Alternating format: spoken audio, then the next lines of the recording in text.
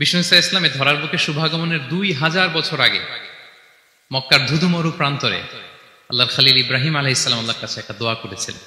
তিনি দোয়া করেছেন, রব্বানা ওয়াবআথ ফীহিম রাসূলাম মিনহুম ইয়াতলু আলাইহিম আয়াতিক ওয়া ইউআল্লিমুহুমুল কিতাবা ওয়াল হিকমাতা ওয়া ইউযাক্কিহিম ইন্নাকা আনতাল আজিজুল হাকীম। হে আমাদের রব, এই জনপদে তাদের মধ্য থেকে আপনি একজন রাসূল পাঠান, যিনি তাদেরকে আপনার আয়াত তেলাওয়াত করে শোনাবে, আপনার কিতাব শিক্ষা দিবে, প্রজ্ঞা শিক্ষা দিবে এবং তাদেরকে শুদ্ধাচারী বানাবে।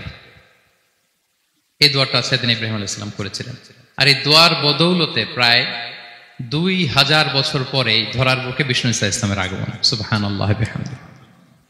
এবং রাসূল সাল্লাল্লাহু আলাইহি ওয়াসাল্লাম প্রায় বলতেন, আনা দাওয়াতু আবি ইব্রাহিম, আমি আমার পিতা, আদি পিতা ইব্রাহিমের দোয়ার ফসল। আমার পিতা আমার জন্য দোয়া করেছিলেন। এবং পৃথিবীর সব নবীরা ওনাদের উম্মতের কাছে বলতেন যে এই যে নবী আসার ধারাবাহিকতায় সর্বশেষ একজন নবী আসবেন, তিনি হবেন সবার সেরা, সবার সেরা নবী হবেন।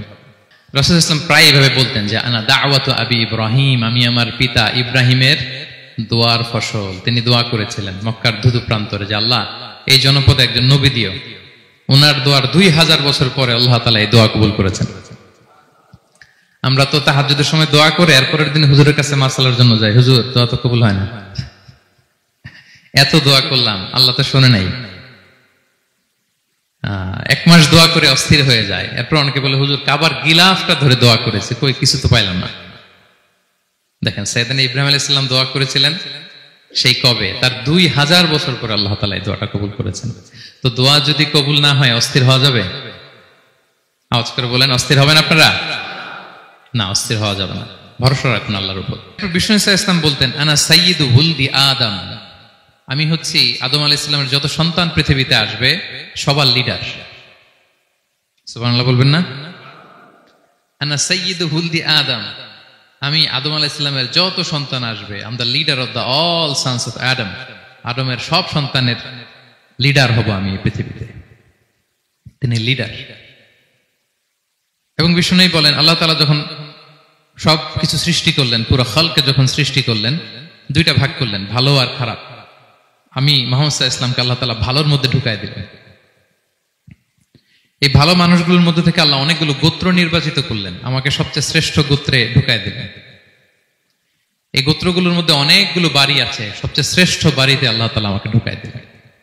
সুবহানাল্লাহ বিহামদিহি। আরেক বর্ণনায় এসেছে যে আল্লাহ তাআলা ইসমাঈল আলাইহিস সালামের বংশধরদের মধ্য থেকে কেনানাকে সিলেক্ট করেছেন। কেনানার মধ্য থেকে আল্লাহ কুরাইশকে সিলেক্ট করেছেন। কুরাইশের মধ্য থেকে আল্লাহ তাআলা বনু হাশিমকে সিলেক্ট করেছেন। বিষ্ণু ইসলাম কিন্তু হাশিমি খানদানের। কুরাইশের মধ্য থেকে তিনি বনু হাশিমকে সিলেক্ট করেছেন, আর বনু হাশিমের মধ্য থেকে আল্লাহ তাআলা আমাকে সিলেক্ট করেছেন। সুবহানাল্লাহ বিহামদিহি। এবং তিনি বলতেন, ওয়া আনা হামিলু লিওয়াইল হামদি ইয়াউমাল কিয়ামাতি ওয়া তাহতাহু আদম, কিয়ামতের দিন আমি প্রশংসার পতাকা নিয়ে দাঁড়িয়ে থাকবো কিয়ামতের ময়দানে, আর ওই পতাকার নিচে স্বয়ং আদম আলাইহিস সালাম থাকবে। ওনার অনন্য বৈশিষ্ট্য হচ্ছে উনি সাইয়্যিদু ওয়ালদি আদম, পৃথিবীতে যত মানুষ এসছে সবার লিডার হবেন তিনি। He is the leader. তিনি কি? সবাই বলুন, তিনি কি? আচ্ছা, নবী গোটা বিশ্বের সবার জন্য আপনাকে আমি রহমত করে প্রেরণ করেছি, সবার জন্য, মাছের জন্য, গাছের জন্য, পাহাড়ের জন্য। তিনি শুধু আমাদেরই নবী নন, সবার নবী তিনি। এমনকি পশু পাখি বিষ্ণু ইসলামকে দেখে চিনতে পারতেন। একবার এক আনসারী সাহাবীর খেজুর বাগানে বিষ্ণু ইসলাম ঢুকলেন। এক উট এসে কাঁদতে লাগলো বিষ্ণু ইসলামের কাছে। বিষ্ণু নবী আদর করে দিলেন। কানে কানে কি যেন বললো। বিষ্ণু ইসলাম সাহাবাদের বললেন, তোমরা জানো সে কি বলেছে? সে বলেছে যে তার মনিব তাকে দিয়ে কাজ করায় অনেক, কিন্তু খাবার দেয় না। বিষ্ণু ইসলামকে সে চিনতে পেরেছে, বিষ্ণু ইসলামের কাছে এসে অভিযোগ দিয়েছে। এবং তিনি যখন নবী হবেন ভাব 6 মাস আগ দিয়ে, নবী হওয়ার আগে দিয়ে কিছু কিছু ঘটনা ঘটতো। তো বিষ্ণু ইসলাম বলেন, আমি প্রায় যখন মক্কার উপত্যকার পাশ দিয়ে যেতাম, বিভিন্ন পাথরের মধ্যে থেকে আমি আওয়াজ শুনতাম, আসসালামু আলাইকা ইয়া রাসূলুল্লাহ। মদিনায় অবস্থানরত অবস্থায় বিষ্ণু ইসলাম বলেছেন যে এখন যদি আবার মক্কায় যেতে পারতাম তোমাদেরকে পাথরটা দেখাতে পারতাম। আমি পাহাড়ের পাশ দিয়ে যখন যেতাম, পাথর থেকে আওয়াজ আসতো, আসসালামু আলাইকা ইয়া রাসূলুল্লাহ। তার মানে পাথর নবীকে চিনতো কি চিনতো না? বলেন। তাহলে প্রাণী চিনেছে নবীকে, পাথর চিনেছেন, গাছ গাছ নবীকে চিনত। মসজিদে নববীতে খেজুরের গাছ দিয়ে পিলার করা হতো। বিষ্ণু ইসলাম একটা খেজুর গাছের মরা খেজুর গাছের পিলারের মধ্যে হেলান দিয়ে তিনি খুতবা দিতেন। বিষ্ণুনবীর বড় কষ্ট হতো। এক সাহাবী বলেন, ইয়া রাসূলুল্লাহ, আমার একজন কাঠ মিস্ত্রি পরিচিত আছে, আপনি বললে আপনাকে একটা মিম্বার বানায় দিব। কি বানায় দিব? মিম্বার চিনেন তো না? কি করে, জুমার খুতবা দেয় না বসে? তো সাহাবী বলে, ইয়া রাসূলুল্লাহ, আমার এক কাঠ মিস্ত্রি আছে, আমি একটা মিম্বার বানায় দিব আপনাকে, আরাম হবে, বসে বসে খুতবা দিবেন। বিষ্ণু ইসলাম বলেন, ঠিক আছে, নিয়ে আসো। কিছুদিন পরে ওটা নিয়ে আসা হলো, ফলে লোকেশন চেঞ্জ হলো। আগে একটা মরা খেজুর গাছের পিলারের মধ্যে হেলান দিয়ে কথা বলতেন, এবার ওই যে মিম্বার সেট করা হয়েছে ওই পাশে, ওখানে বসে বসে এখন তিনি নাসিহাত করেন।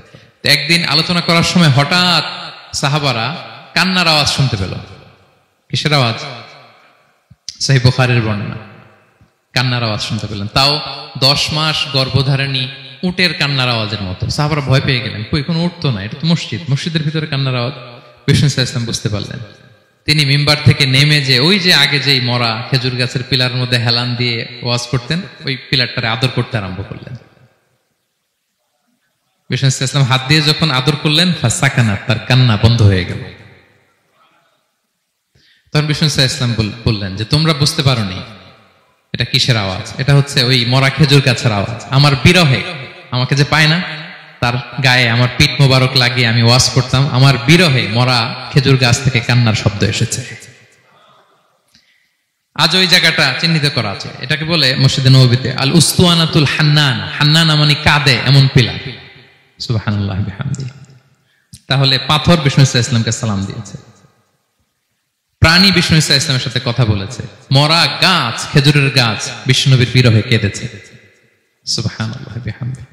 বিষ্ণু ইসলামের ইউনিকনেস, ইউনিক ফিচার এগুলো। বিষ্ণু ইসলাম বলেন, আনা আউয়ালু মান ইয়ানশাক্কু আনহুল কবরু। কিয়ামতের দিন ময়দানে মাহশারে, হাশরের ময়দানে সর্বপ্রথম আমি কবর ফুঁড়ে উপরে উঠে দাঁড়াবো। কে উঠে দাঁড়াবে? বিষ্ণু ইসলাম সর্বপ্রথম কবর ফুঁড়ে উনি উঠে দাঁড়াবেন। এবং হাশরের ময়দানে উনি কোথায় দাঁড়াবেন? ওনার জন্য একটা স্পেশাল জায়গা থাকবে। জায়গাটার নাম হচ্ছে মাকামে মাহমুদ। জায়গাটার নাম কি? মাকামে মাহমুদ। ওইখানে বিষ্ণু ইসলাম মাকামে মাহমুদে দাঁড়াবেন। আল্লাহ তাআলা বলেন, ওমিনাল লাইলি ফাতাহাজ্জাদ বিহি নাফিলাতাল লাক আসা আই ইয়াবআসাকা রাব্বুকা মাকামান মাহমুদা। ওখানে বিষ্ণু ইসলাম দাঁড়াবেন। এবং বিষ্ণু ইসলাম বলেন, আজান শোনার পরে কেউ যদি এই দোয়াটা পড়ে, আল্লাহুম্মা রাব্বা হাযিহিদ দাওয়াতিত তাম্মাহ ওয়াস সালাতিল কাইমা আতি মুহাম্মাদানিল ওয়াসিলাতা ওয়াল ফাদিলা ওয়া বা'আথহু মাকামান মাহমুদা আল্লাযী ওয়া'আদতা। এই দোয়াটা যে পড়ে আজান শোনার পরে, বিষ্ণু ইসলাম বলেন, হাল্লাত লাহু শাফাআতি ইয়াউমাল কিয়ামা। কিয়ামতের দিন তার জন্য সুপারিশ করা আমি নবীর জন্য ওয়াজিব হয়ে যায়।